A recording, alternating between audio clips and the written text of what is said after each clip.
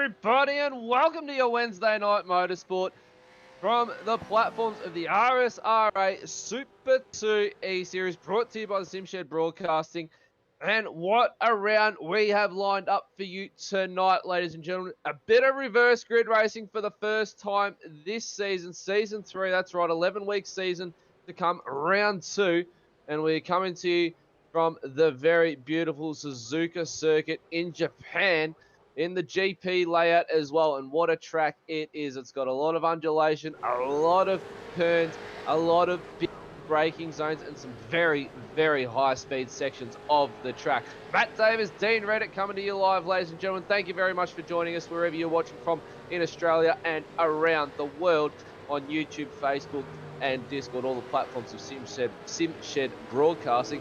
Dean Reddit, mate, a big good evening to you, and welcome back for round 2. Evening, Matty. Evening, everyone tuning in tonight. Mate, looking forward to this one. Straight into Super Sprint racing. We haven't had to wait long to get our first Super Sprint round going, and we know now that they always produce the goods, these ones.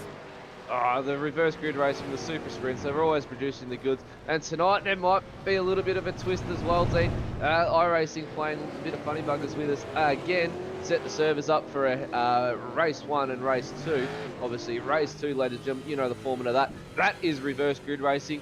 iRacing decided to might throw us an extra heat race. So we're going to be having to see how this one plays out. And if it does play out, we're going to let the drivers eat and just have at it for 3 races tonight. So you guys are definitely going to be getting your money's worth if that does happen. So why don't we find out what's happening down in the itty-gritty business area of what's planned for tonight around Suzuka in Japan. And there it is, ladies and gentlemen, coming up on your screen. 5.81 kilometers in length. So it's a nice long track. 10 laps for race 1, 16 laps for race 2. Now don't forget, there might be an extra race that iRacing throws in there. We're just going to have to wait and see. 151.1 kilometers in race distance all up. 60 kilometer hour pit lane speed limit. 110 litres of fuel restriction.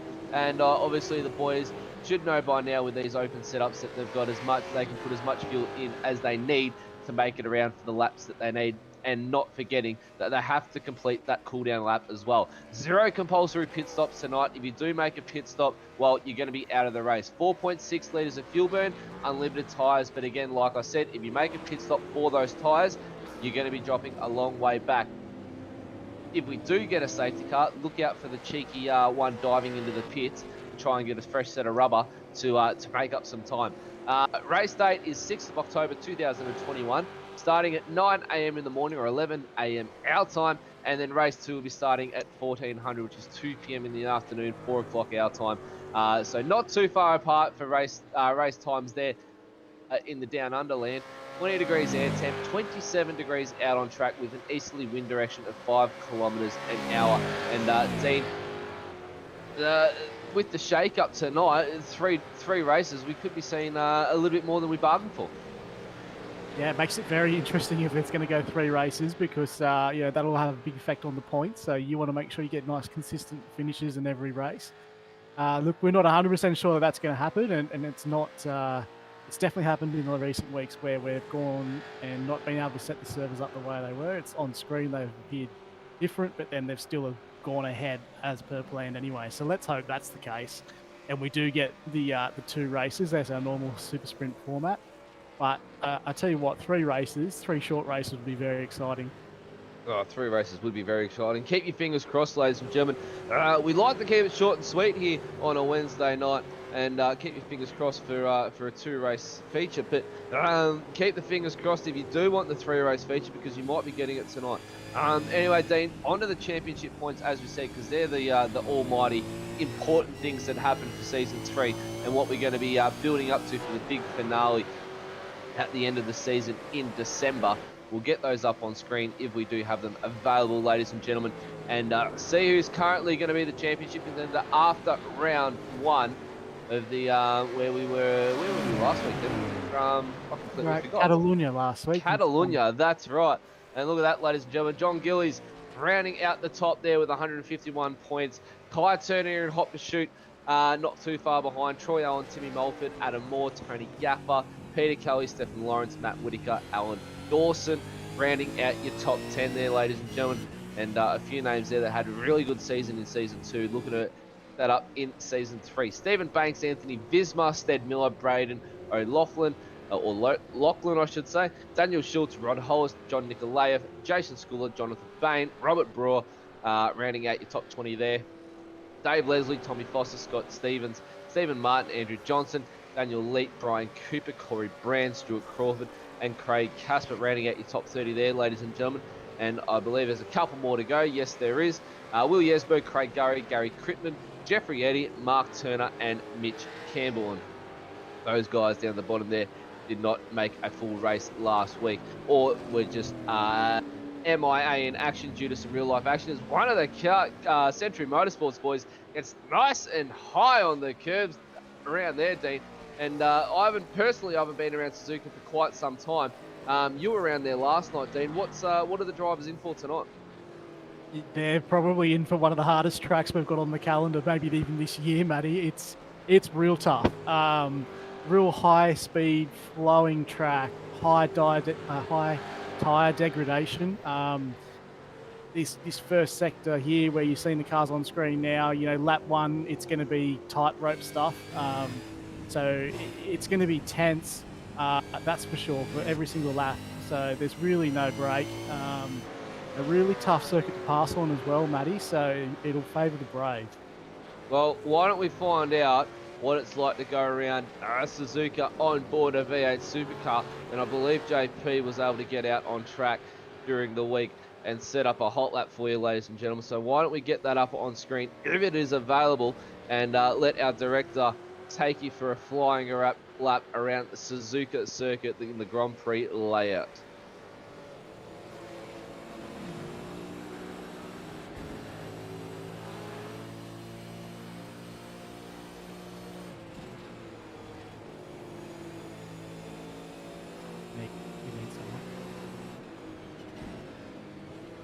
All right. Looks like I'm going to be taking everyone on a hot lap tonight as JP's mic goes down.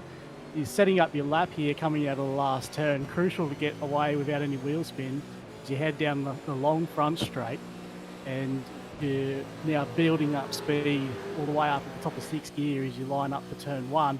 Turn 1 really a precursor here. It's down 2 gears into 4th and then into 3rd to sweep in for turn 2. This is the crucial part of this corner complex.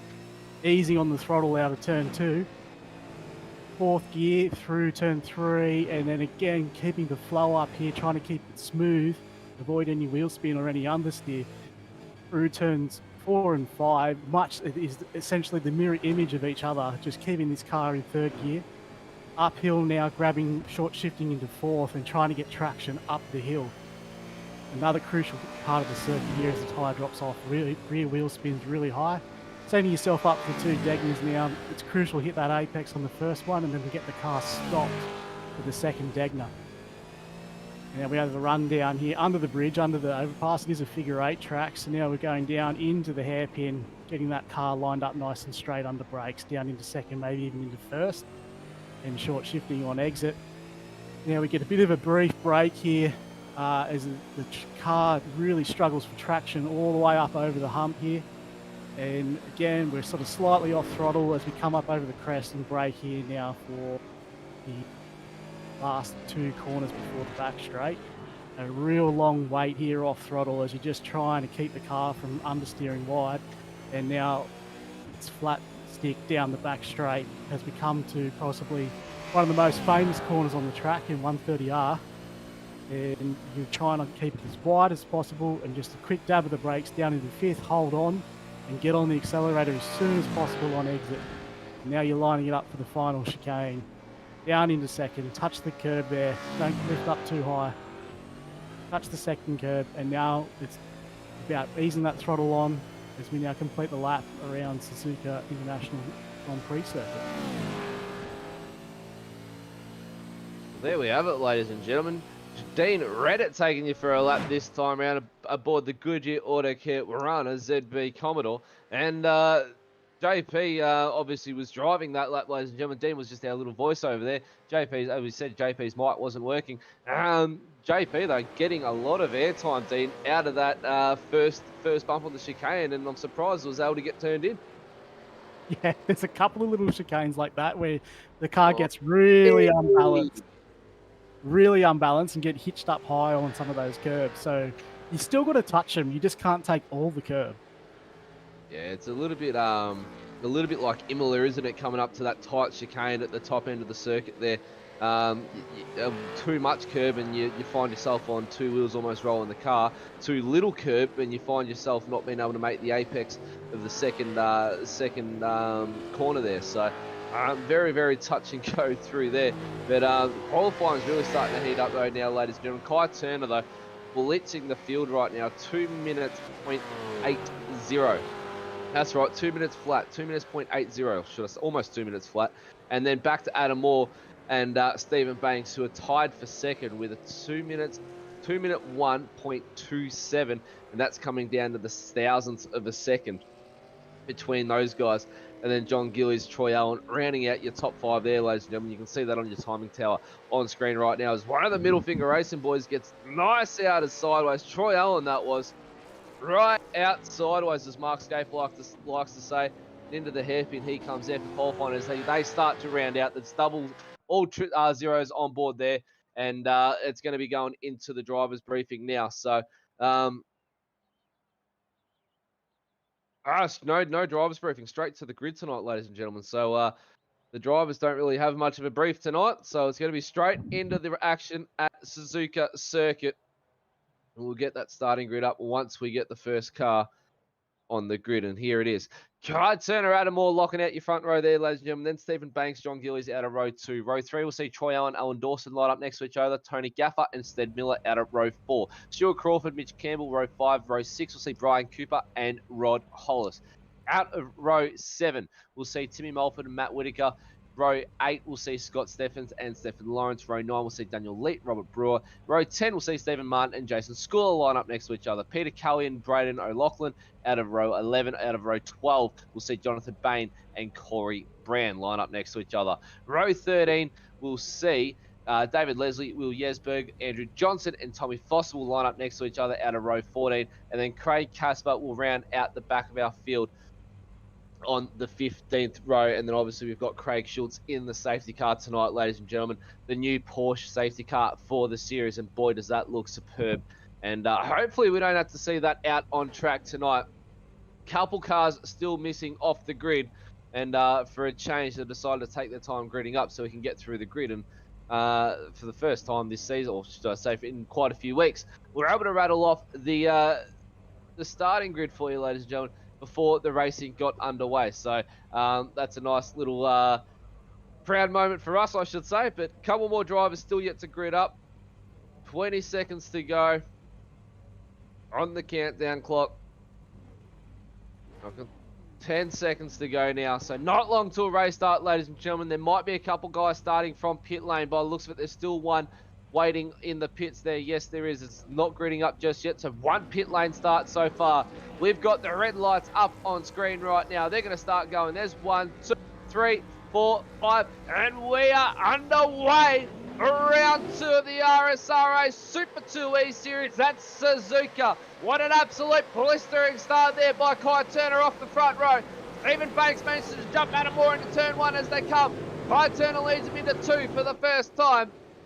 And it's Kai Turner, Stephen Banks, Adam Moore, your top 3 so far. Looks like everybody got through nice and cleanly so far. Car straggling down there off the back. Might have bogged out off the start and stalled it. Through the S's they come. 3, 4, 5, 6, and 7. And up through the Dunlop curve they come. And then up into turn 8, which will be Degner curve. Around to the right. The big long Dunlop curve. It never stops turning left. Now through Degner curve into 9 they come now. And they're going to start setting themselves up for the hairpin.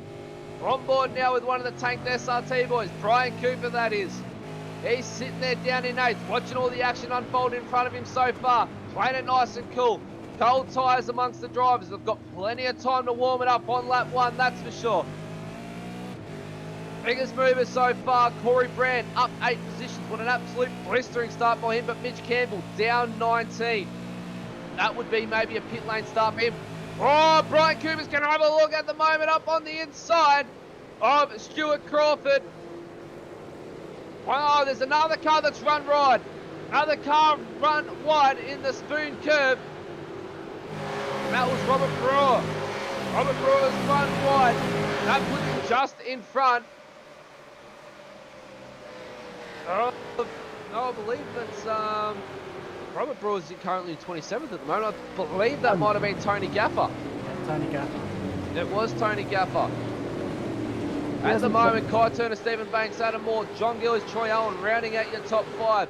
Only Stephen Banks and Adam Moore have swapped position so far there as Kai Turner comes around the final corner and clicks over lap 2. Dean, not a bad first lap, but we saw last night it all unfolded pretty quickly from here. Yeah, it did. Maybe these guys might have tuned in last night because that was an excellent start to the race. I think Jason Schooler might have got caught up there just leaving the grid with another car and he's fallen down. But other than that, it's just been the cleanest of getaways that you could possibly hope for here. So, like I said, this first sector is really tricky.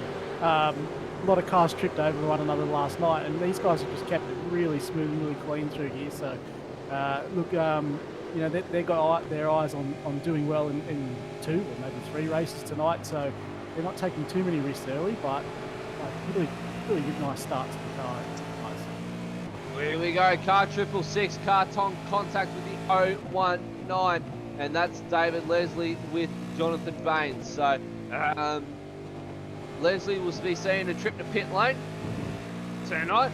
And at the moment, we're looking at the back bumper of Stephen Martin, who's currently sitting in 14th position, looking back at Daniel Lee, a newcomer to the series. And Daniel is currently driving for Coda Sim Sports as well. So he's teaming up there with Tony Gaffer. And Brian Cooper and Tony Gaffer going at it at the moment, side by side. Brian Cooper gets a position done over Tony Gaffer around the outside as they come into Spoon Curve 13 and 14. Gaffer will be going a little bit easy through here due to last lap coming off there, running a little bit wide. And Gaffer was going to have Stead Miller and Alan Dawson with him very, very soon for company, especially down this long back straight. Tuck into that slipstream and watch your gap decrease very, very rapidly if you have no one in front of you to chase. And big slide! Big slide by Timmy Mulford in the Phoenix entry, and he goes round into the wall. Is that going to prompt the safety car? We'll get a replay of that one, ladies and gentlemen. Big slide by Timmy Mulford. He couldn't hold it, just sends the ZB Commodore into the wall. Gets too much of the AstroTurf, and about here, he knows he's done.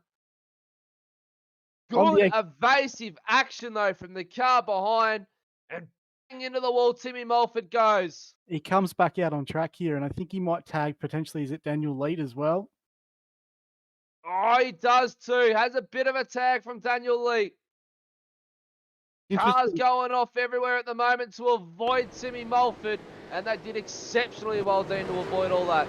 Yeah, most of them got through cleanly, but when you come through that 130R on exit there, if you dip your wheels over the other side of the curb, the car actually bottoms out through there and it unsettles the car. So I think that's what's happened to Timmy there on exit, where he just got hooked up on top of the curb and he couldn't get down, and it's just made his rear wheels light and spun it round. Unfortunate for Timmy Mulford. At the moment, it looks like he's still circulating out on track. Surprisingly though, I'm surprised it didn't rip the front bonnet off or the bumper off that Commodore, Dean. It was quite an impact. Yeah, absolutely. I suppose it is tyres there on the inside, but then even to get a little bit of secondary damage for that Kong track with the other cars. Who's that running wide? It's Stewie Crawford. That's Stuart Crawford. Brian Cooper behind him. Brian Cooper putting immense pressure at the moment.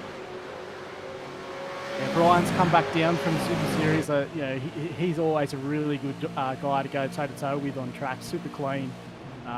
He's applying a lot of pressure to Stuart here after successfully getting past Tony. And we know that's not an easy feat either. No, with Brian Cooper playing the very nice tactic there, just sitting behind Stuart Crawford at the moment. Stuart Crawford goes for a bit of a slide through the chicane. as they decide to come through the last corner now. Is Brian Cooper going to have a look at turn one? He's in the slipstream. You saw how much it played to Brian Cooper's advantage. Stuart Crawford with a little bit of a wiggle coming onto the main straight. Brian Cooper pops out of the slipstream, has a bit of a look, decides not to go for it. And as Dean said earlier in the broadcast on the pre-race show, should I say, ladies and gentlemen, very hard track to overtake around here, and very few far between opportunities to do so. And turn 15 can be one if you are brave enough to throw it up the inside. 551, car contact on the 85, and that's Scott Stevens. Scott Stevens on Timmy Mulford. So that's unusual. I doubt it was Timmy Mulford's had a little bit of a help by the looks of it, but didn't look at it from our end. But Racing Control have obviously seen something else, something different, Dean. Potentially could have been a bit of contact there earlier before we joined the replay that might have unsettled him to try and turn in. Yeah, we didn't really pick out anything up there, so it will be interesting to see what exactly did happen. But it's a bit unlucky there for Scott. So very unlucky for Scott. At the moment, though, ladies and gentlemen, it's a big, long conga line from John Gillies all the way back to Peter Cully in 16th position. A little bit of a gap there with Brian Cooper, between Brian Cooper and Troy Owen, but nevertheless, it is a big, long conga line that can change in a matter of laps. Lap 4 of 10 at the moment, ladies and gentlemen. Don't forget, this is an all-out sprint race for race 1. And these guys are going pedal to the metal. And so far, so good. We've got another replay coming up on screen for you now, ladies and gentlemen. Bit more action with Scott Stevens. He's able to look up. This is the Scott Stevens, Tim Mulford incident. And definitely... no, that's definitely not it, apparently. Not anywhere near him. So there might have been something a little bit earlier on that's prompted the drive-through penalty. We can't find it though, unfortunately, ladies and gentlemen, on our replay screens. But if we do hear of anything, as one of the... I forgot the entry of that. That's Excalibur Esports. Having a look up the inside of Tony Gaffer there, the 411. And that's Stead Miller powering that Excalibur Esports entry. Bit of a wiggle though coming out of turn 6. And, or turn 5 should I say. And he's putting immense amounts of pressure on Tony Gaffer. Good driver though, Tony Gaffer, is he's cemented himself in the Super 2. And if he can get enough luck, he might be seeing himself in the Super Series if he can bank himself a top 3 at the end of this 11-week season. And all roads lead to Bathurst, ladies and gentlemen. At the moment, Riddle Finger Racing car. I'm going to look up the inside of the hairpin. And I believe that might be Troy... No, that's not... Yeah, it is Troy Allen, my apologies. And he's having a look up the inside of John Gillies there into the hairpin. Into the spoon curve they come now. 738 of John Gillies on screen with you right now. Troy Allen in hot pursuit.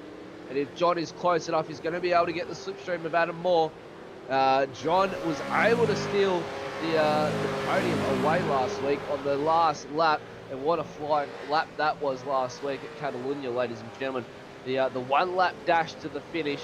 And there was a lot of outrage from the drivers. But if you are familiar with your motorsport, you go back to Bathurst. It was a one lap sprint at the Bathurst 1000 one year. And that just goes to show anything can happen in motorsports, team. Absolutely, that was. I tell you what, the race needed it last week, Matty, because it had been so processional to that point. But the guys got one lap, and we got to see a couple of guys on old tyres and a couple of guys on new tyres make the most of that last lap to get onto the podium. And I'm just watching now. It looks like John O'Bain's dropped down the timing sheets. He's had a bit of an off-track moment there somewhere on that last lap. So, and also Scotty Stevens is coming in circuit drive-through now and finds himself down in front. Look at this now, though, ladies and gentlemen. Alan Dawson, Stead Miller, Tony Gaffer, they're all bunched up. Stead Miller wants by on Tony Gaffer in the 411 from Coda Sim Sports. Through turn 7 they come. The Dunlop curve, the big, long left-hander. Yeah, it's all about... They throw it right. all about applying as much pressure to the car in front as you can through here because there's nowhere really to dive through, but it's super easy to fall off track. And you can see him squirming there because he knows any mistake and he could potentially dive it into the hairpin here. But mate, it's good fun. But it's also Nice frustrating. defensive line by Tony Gaffer there. He knows Stan Miller wants that spot off him and gets a superb drive out of the hairpin at the same time, ladies and gentlemen. How about that for a bit of defensive driving from Tony Gaffer? Was able to hold the defensive line well and then get the most amazing drive out of that corner, and Stan Miller had nothing to answer for. Through Spoon Curve they come. This is where Gaffer's got to be careful. If Gaffer's not close enough to Crawford, Miller is going to get the run. You can see the gap slowly closing up. Ed Miller just outside of the slipstream there. He tucks back in. He's going to make up time. Alan Dawson, though, he's dropped off these two a little bit. Nothing's happening to him. A bit of a wiggle by him. Ed Miller, though, still all over the back of Gaffer. He doesn't know where to throw it up the inside. He's trying to be cautious. Alan Dawson with a little bit of lock up into the chicane. Round the final corner they come. Bit of lap traffic in the way. He clears out nicely to let them through, so good job there. Clears out very nice. He's going to have a look here into turn one. He's real close. He just can't quite get his nose up on the inside. That's Alan Dawson now is right back into this battle, so these guys are going very much nose to tail here. Teammates Sted Miller and Alan Dawson, they'll be talking to each other in the team chat, trying to find a way around Tony Gaffer, but Tony Gaffer at the moment is driving a superb defensive race to keep that 8th position away from Sted Miller. And that's allowing Stuart Crawford to slowly skip away from them. And Kai Turner has skipped away from the whole entire field. He's 3.2 seconds clear of Stephen Banks, who's got Adam Moore in trail of him. And then it goes back to John Gillis, who's having a nice little battle with Adam Moore there. And then it's Troy Allen, Brian Cooper, Stuart Crawford, Tony Gaffer, Sted Miller, and Alan Dawson rounding out your top 10. Bit of a squirm there by Gaffer. He runs the defensive line, but Sted Miller's going to follow this time to try and get the drive out. And they both get a superb drive. So that allows Miller to stay on the back of Gaffer just a little bit as they make the approach to Spoon Curve 13 and 14. And can Miller get close enough to Gaffer now on the exit to make a run down the back straight into turn 15? Gaffer runs a little bit wider to get the drive onto the straight, but Miller runs a nice tight line and is able to stay with Gaffer, but he's not close enough. He's out of the slipstream just a little bit. This battle's been going on for some laps now. Yeah, we've seen Tony run wide on exit the second part of Spoon there. That looks like if there's a spot where he's going to get it done, he could maybe force Tony wide there and get the run. Otherwise, it's going to have to be here where he sets Tony up for the run down the straight into turn one. Very, very hard to get the run down the back straight. Slow down. Push the car. Ooh. That's Stad Miller with a slowdown by the looks of it. Yes, Stan Miller drops behind his teammate Alan Dawson. So that gives Tony Gaffer a little bit of breathing room finally. And back to what you were saying, Dean, running a little bit wide on turn 14. If you can push the driver wide there, it's just going to promote them to come back and have a battle with you. Coming down into turn 15, don't forget it's a big, long straight. It's like coming down Conrod. If you can get them into Forest Elbow, you've got them sitting behind you the whole way down Conrod Straight. It's a big slipstream advantage to be had. At the moment, it's John Gillies, Adam Moore on your screen right now. These twos have been duking it out for some laps now. And only a couple laps left in the books to go. Lap 8 of 10, ladies and gentlemen. Race 1, most done. No safety car as of yet. Commentators curse though. We wouldn't mind seeing one, but we also like to see a clean green race. Well, we can't As our director says, not this late in the race, but little does he know, last week we had a safety car on the third last lap of the race, or second last lap of the race, and it brought us to a 1 lap dash to the finish. And what a lap that was, ladies and gentlemen. A lot of action unfolded right there last week at Catalunya. And all eyes at the moment at Suzuka. Scotty Stevens looking to come back through. Yes, Scotty Stevens makes a very nice move there. Little bit of a blip there from 588 of Craig Casper. Nice, he's held it around the outside too. Very, very nice move there by Scotty Stevens. That's textbook racing right there, ladies and gentlemen. Look at this. Adam Moore and John Gillis have been fighting it out, and it's promoted Troy Allen onto the back bumper of this battle pack here for third position. Stephen Banks and Kai Turner have skipped away to the front, and this battle has been going on for 4 laps right now. And it's going to be going all the way to the black and white checkered flags by the looks of it. Through turn 2 they come. Now back to Gaffer, Crawford, Dawson and Miller. So Crawford's made a mistake, and that's allowed Gaffer to get on by him. And Crawford's made a mistake somewhere. Gaffer's got by him. Now it's Dawson and Miller in pursuit of Crawford. Let's get a replay of that one. Dean, talk us through it. All right, so we got another one exiting the last corner here, coming down the straight. Oh, he's just lit the rears up, coming around the final bend. That final bend there is, it's not full throttle, so it's really easy to light the rears up. Tony makes his way past before the turn 1. The others can't follow suit, but yeah, costly mistake, that one. Very costly. It's only cost him 1 position so far, but if Alan Dawson and Stead Miller have anything to do about it, it might cost him a few more than just 1. We're at 9 of 10 now. Eyes are going to be screaming as Dawson has a... Ooh, I thought he was going to go right up the inside, but he had a little look, but Stewart's... And again, see, you can see those rear tyres there are really overheated on Stewart's car. He couldn't get the power down there, coming out of the hairpin. He's managed to keep it away. Crawford's crying out for help. He wants that checkered flag now. He can't hold out any longer. As more Gillies and Allen start to slowly reel in Stephen Banks. They're only just in front of him. So this trio at the moment has worked to reel in Stephen Banks. They're down to 1.3 seconds now, coming into the chicane for the second last time. They've managed to work together a little bit and hunt Banks down. Now 1.2 seconds as they make their way through the final corner.